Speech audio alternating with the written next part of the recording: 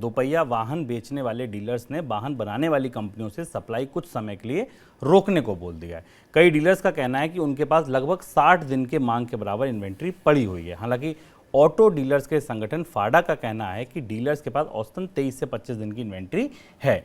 Industry सूत्रों का कहना है कि सामान्य तौर पर डीलर्स के पास 15 दिन की इन्वेंट्री होनी चाहिए और 30 दिन से ऊपर की जब होती है तो ये स्थिति अच्छी नहीं मानी जाती है। सर, इन्वेंट्री बढ़ रही है, 4 व्हीलर्स में तो कह रहे हैं कि कुछ सूरत सुधरी है, बिक्री भी कोविड से पहले के लेवल पर पहुंच गई है थोड़ी बहुत, 2 व्हीलर्स में अभी वो नहीं दिख रहा है, वहाँ रौनक क्यों नहीं लौटी? अब 4 व्हीलर में भी हमारे पास जो आंकड़े आ रहे हैं वो हमको उत्साह देते हैं, थोड़ा सा डिमांड बढ़ने का संकेत है। लेकिन अगर वहाँ डिमांड है तो कारें नहीं है, लंबी वेटिंग लिस्ट है। खासतौर पे जिन कारों की जो फास्ट मूविंग कारें हैं उनके कंपनियों के पास उनके लिए चिप की और बहुत सारी प्रोडक्शन शॉर्टेजेस हैं।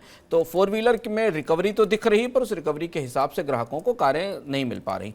2 व्हीलर का मामला अभी भी प्री कोविड लेवल तक नहीं पहुंचा है, प्री कोविड लेवल से हम नीचे खड़े हुए हैं। दूसरी एक महत्वपूर्ण बात है कि जो डीलर्स की तरफ से 2 तरीके की सूचनाएं हमारे पास आ रही हैं। फाडा का कहना है 30 दिन का, पर डीलर्स का कहना है 60 दिन का। आमतौर पर 15 दिन की इन्वेंट्री हेल्दी इन्वेंट्री मानी जाती है। स्वस्थ इन्वेंट्री ये है कि बाइक आए और 15 दिन में बिककर निकल जाए और पीछे दूसरी बाइक आ जाए।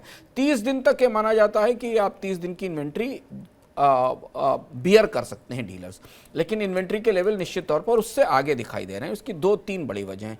पहली तो बड़ी वजह यह है कि जितने डिमांड की ज़रूरत थी हमको रूरल मार्केट से खासतौर से रबी की क्रॉप के बाद, उतनी डिमांड 2 व्हीलर मार्केट में नहीं दिखाई दी कंपनियों को। हालांकि होप ये थी और शायद डीलर्स ने इसलिए इन्वेंट्री भी तैयार की थी कि 2 व्हीलर्स की सेल्स अप होगी। और सेल अप क्यों नहीं हुई उसके पीछे?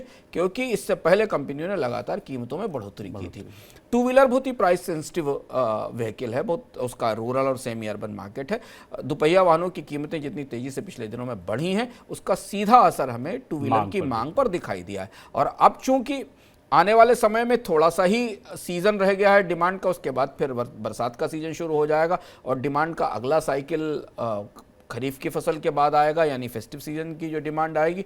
तो डीलर्स को मौजूदा स्टॉक्स के साथ बने रहने में मुश्किल दिखाई दे रही। और ये अपने आप में एक संकेत है कि हमने जिस तरीके की डिमांड रूरल एरिया से निकलने की उम्मीद देखी थी, वो डिमांड तो थी शायद, पर उस डिमांड को महंगाई ने मार दिया। मांग आ रही थी, पर अगर बाइक की कीमत इस कदर बढ़ जाएगी तो रूरल एरिया में अफोर्ड करना मुश्किल हो जाएगा। और दूसरी एक और चीज़ है कि जो फिनांसिंग का स्ट्रक्चर था वो भी कम हुआ। बहुत जगह 2 व्हीलर की जो फिनांसिंग की फैसिलिटी थी वो भी कम हुई क्योंकि एनबीएफसीज पर दबाव बना हुआ है। और सबसे अंतिम चीज़ ये कि 2 व्हीलर की अफोर्डेबिलिटी को पेट्रोल की कीमतें बहुत ज़्यादा प्रभावित करती हैं, खासतौर से दोपहिया वाहन धारकों को, कि उनके लिए पेट्रोल की कीमतों में बढ़ोतरी बड़ी चीज़ है।